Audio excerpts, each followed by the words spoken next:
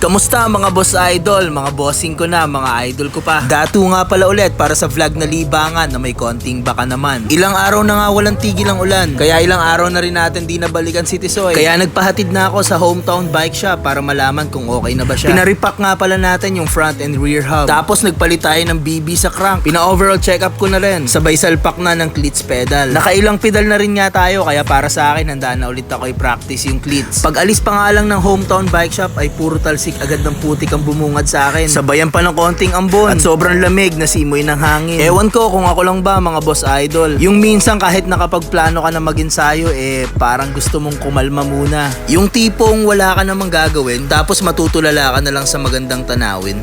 Medyo napasarap nga yung tambay ko dito sa dulo ng puro. Ang ganda kasi ng view ni Mayon tapos ang daming nagsiswimming. Kaso na-realize ko na mukha na akong tanga kaya umalis na lang ako. Bumalik nga ako sa pagsipa ulit at wala akong plano puntahan. Plano ko lang sana mag-ikot-ikot hanggang sa naka-receive ako ng chat sa messenger. Kaya ayun, nagkaroon tayo ng pupuntahan bigla. Kaya sumipa na ako agad galing puro papuntang Barriada. Hindi naman mabilis pero hindi naman mabagal. Na-realize ko na sobrang perfect nga ng weather para sa kape. Makulimlim na umaambon-ambon. Talagang ang sarap humigop ng mainit na kape. Ang bait nga nung may-ari dahil hinayaan niya tayong i-park si Tisoy sa loob. Tapos saglit lang nga tayo naghintay at dumating na yung mga pangmalakasan nating kasama. Dito nga pala tayo pumunta sa kapihan. Tama yung narinig nyo, wag na tayo lumayo dahil kapihan talaga yung pangalan niya. Aesthetic yung vibe. Tapos in fairness, masarap din yung kape nila. Reasonable lang din yung presyo kaya sulit talaga. Medyo matagal lang dumating yung order pero okay lang yun. Napasarap nga yung kwentuhan namin kaya di na namin napansin. Pagtapos nga ng masarap na kwentuhan at masarap na kape, nagkayayaan pa kami mag-barbecue. Sa mga oras na to, di ko alam kung nag-exercise pa ba ako o nagpo-food trip na talaga. Kaya kung napapatanong ka sa sarili mo kung magbabike ka ba o magpo-food trip, pwede mo pagsabayin yon. Pero minsan nakadepende na rin talaga yun sa kasama mo. Mas okay na nga tong kape at food trip kesa sa inom na naman mapunta to. Ngayon nga ay nag-iisip ako kung saan ang susunod na magandang ruta na puntahan namin ni Tisoy. Suggest naman kayo sa comment section mga idol. Kung tatanungin nyo ako, talagang maganda naman talaga mag-ensayo. Walang question pagdating doon. Pero hindi naman ako athlete. Ako ay simpleng siklista lamang na paikot-ikot lang dito sa Albay. Minsan okay din baliin yung nakasanayan dahil ang mas importante ay yung balancing buhay. Pagkatapos nga namin mag-barbecue ay sumipa na ako pa uwi kahit maulan. At bago matapos tong video, nais ko lang batiin ng shoutout ang isa sa pinaka-solid na virtual tropa natin. Walang iba kundi si Ian Gregorio aka